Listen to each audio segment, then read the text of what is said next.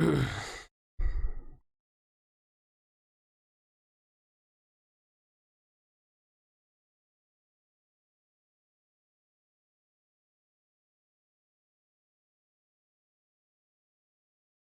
right, and we are live.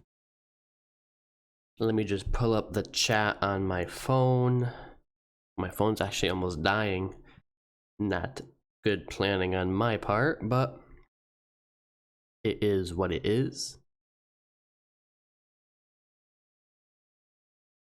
How's everyone doing today? How are you doing today, Submit Das? Hope you're doing well. Couple topics I wanted to cover in today's video. One of which is the obvious crypto crash that happened today, and what I think about it, and what should you think about it, and really just what's going on. What was this cause for concern? Obviously, a fairly significant crash. These are not single-digit losses. These are double-digit losses, some as high as 20% in the case of Bitcoin Cash. And the main reason is right over here. There is a concern with a Bitcoin Cash hard fork. All right, so what is a hard fork? A hard fork is a software upgrade that breaks away from the main blockchain. There are soft forks, there are hard forks. A soft fork is just a upgrade. A hard fork is where the blockchain actually breaks off of the main blockchain and forms a completely different coin, okay?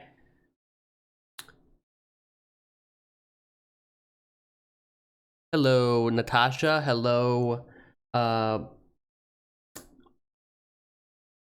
Yes, I guess I did. Yeah, if you took money out, Natasha, just recently, that is really good because you missed a big dip today. So awesome on that. How you doing, Mr. Shatinko? I hope I pronounced that correctly. Excuse my pronunciations. What do you guys think about the live stream? I haven't live streamed in a long time. I used to live stream a lot, actually. I've been doing YouTube for about a little bit over a year now, and I used to live stream. Oh, hey, what's up, Shane? How you doing? I don't know. I'm looking at the chat from the side of my phone, so if I don't pronounce things correctly, it's because, you know, I can't see you, right? It's just like off to the side, and my phone's dying. It's at 2%, so I didn't really plan this well. So overall, there is some cause for concern in the market, but I do think we are going to bounce back from this.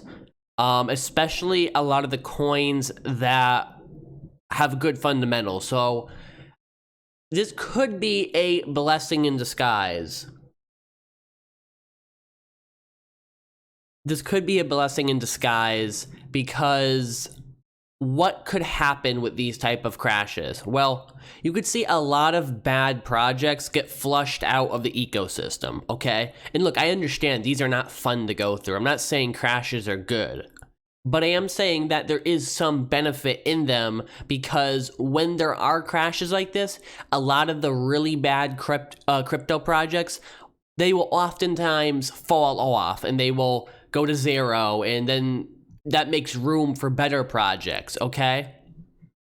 So I do want to just highlight that crashes are not all bad, and sometimes they're buying opportunities. I'm not saying this crash is, because it could go a bit lower, but it definitely could be. It definitely could be. Now, BKCM, Brian Kelly, has said that this crypto civil war won't last, and I kind of agree with him. Some of the key highlights are Bitcoin has been coasting on fairly low volatility. Now, the interesting thing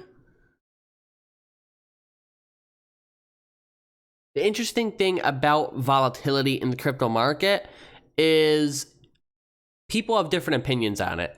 Some people think volatility is not a bad thing. For instance, I think it was BitMEX's CEO has said that Bitcoin volatility is good because it increases the chances that you're going to get a good swing of things and make a good profit.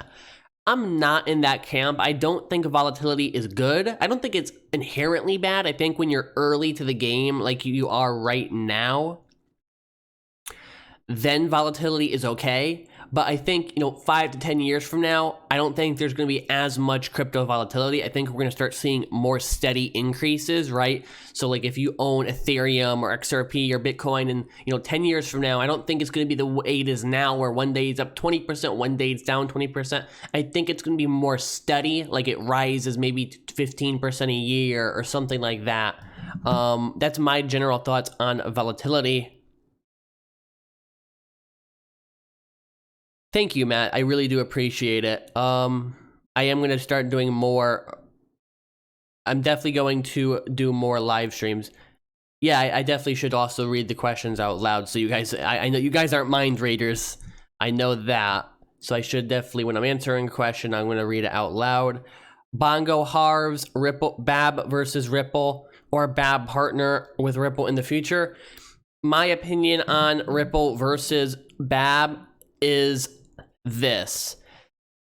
There's enough market cap in banking for both to succeed tremendously. So what do I mean by this? Well, a lot of people in the crypto world seem to like to take complete sides of something where they will completely go to one camp or completely go to camp B. And my philosophy in investing has always been to look at the reality of it. So when you look at if you look at online shopping, right? Obviously Amazon's a big thing, but Amazon is not the only competitor. There are other very successful companies in online shopping, right? There's eBay. Walmart actually has I was doing some research on Walmart because I was looking for stocks to buy for the next recession, which I might do a video on in the future. Stocks you should buy for the next recession. Let me know if you want me to do a video on that. And look, there could be multiple winners in a given sector. So when you're looking at unbanked versus banked versus fintech, there are some significant differences between Ripple XRP and BAB.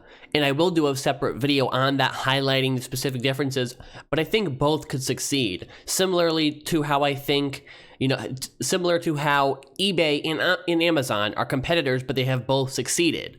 Similar to how Ethereum and Cardano are both fairly successful, and Neo, and they're smart contract platforms.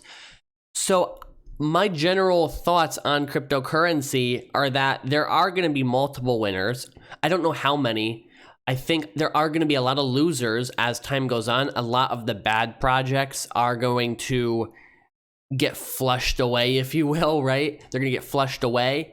But I think the good projects are going to really make you a wealthy individual if you invest properly and if you are well diversified. You should not have all your holdings in one coin. You should have them at least split up between like 5 to 10. That is my general thoughts on diversification. So definitely room for multiple winners with Ripple versus BAB in the fintech space. Going back to the market, the biggest loser or the biggest winner today was Nasdaq coin. I almost want to say NASDAQ coin, up 405%. So I'm not sure if that's a pump. I don't know that much about this particular coin, but nonetheless, interesting. And Stratus down 22%. A lot of big losses in the crypto world today, to say the least. Bitcoin dominance, I think, is up a little bit since last video. Now, going forward, this does set the support level much further down. Previously, our psychological support level in the total market capitalization was about 200 billion. Now it's about 175 billion, I want to say, is our current support level. And hopefully we can hold that. That is pretty significant to hold, because if we start dipping below that, a lot of people are going to lose a lot of money. Now, the flip side of things is that when prices go down like this, institutions take interest because institutional investors want to buy when prices are low. So you do. The point I'm making in this live stream is that crashes suck. Crashes are horrible. People lose money. I hate crashes too. I do. But there are some positive aspects to them. One being buying opportunities. 2 being bad projects getting flushed away. 3 being institutional investors getting ready to invest. So that's my thoughts on this. I don't think this is going to affect the long-term investors very much. I think the long-term hodlers are going to add to their bags. I think the long-term investors are going to use this as a buying opportunity. I think the short-term investors are going to get worried and possibly panic sell, which will recompound the effect of the crash, which I think is horrible. But that's my thoughts on this, guys. If you agree with me, let me know in the chat. Would you please tell us a bit about yourself, background, how I got into crypto? Yes, I got into crypto during high school. So I want to say about 4 or 5 years ago, because I was researching monetary policy. I know that sounds kind of nerdy, and it wasn't for school purposes. It wasn't like I was assigned it. I didn't even take economics in high school, but economics was a big passion of mine, specifically how monetary issues work. And I was doing a lot of research on monetary policy on the Federal Reserve. And I was really exposed to the fact that the Federal Reserve is responsible for a lot of the business cycle, which the business cycle is, to put it as simple as possible, are the boom and bust of an economy. And then I looked more into it, and I looked into inflation and how the US dollar has been devalued over time and debased through money printing to help boost the economy, even though it really doesn't boost the economy. It's a separate issue. And that eventually, and I also had a kind of a background in computers. I was interested a bit in programming and have been for a while. I'm not a computer programmer, but I can do some computer programming, if that makes sense. Kind of like I'm an amateur at it, but I enjoy it. And it kind of was a natural fit where I had this interest in computer science and this interest in monetary policy, and cryptocurrency was the fusion of that to create a freer world. So that's how I got involved in crypto. Currently, for a job, I do a mix of different things. I do some property maintenance, like I kind of like a not a maintenance man per se, but like I run the buildings, if that makes sense.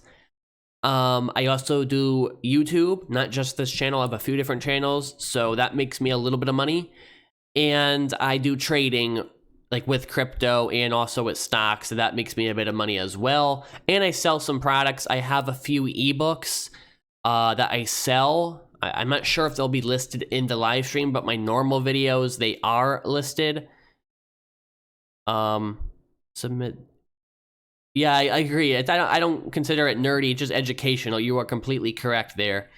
Let me see. I think, yeah, I don't have the links for my ebooks right now, but they're in my normal videos. Like if you go to any non-live stream I have, it'll be linked in the description. But so that's how I make a living. There's a few business ideas I want to get started, and I do want to strengthen my background in computer programming and software development so I can do that as more of a career. But I live very modestly. I'm not a millionaire. Some people, will say, oh, you got involved in crypto really early, that means you're a millionaire. No, I'm not a millionaire by any means. I'm not super rich. I am just a guy who is really intrigued by technology and by currencies and by cryptography and creating a freer world through that. And that's really the point of the Naughty Investor channel, to bring this news and bring this knowledge to the masses and educate people. And that was really my goal from the start with it, and it's brought me a long way. I mean, we're approaching 10,000 subscribers, and every day the channel is growing, and I appreciate all the support I get on it. I really, really do. Everyone, thank you for all tuning into the live stream. I guess this was a fairly successful live stream, and I was really happy with the results and the people who showed up. So thank you all for showing up. I'm definitely going to turn this into a more frequent deal, especially because it's a lot easier to do and it's more free thought versus having to edit everything and, you know, edit out things. And this is kind of more organic, if you will. It's kind of more just that things just flow out, and we have had a great chat today, everyone. Once again, thank you so much for tuning in. Any last questions? Let me check. 2019 market predictions. Bongo Harris, 2019 market predictions. I would say I'm not going to make any specific coin predictions because I'm going to save that for a separate video, but I will say this, buddy.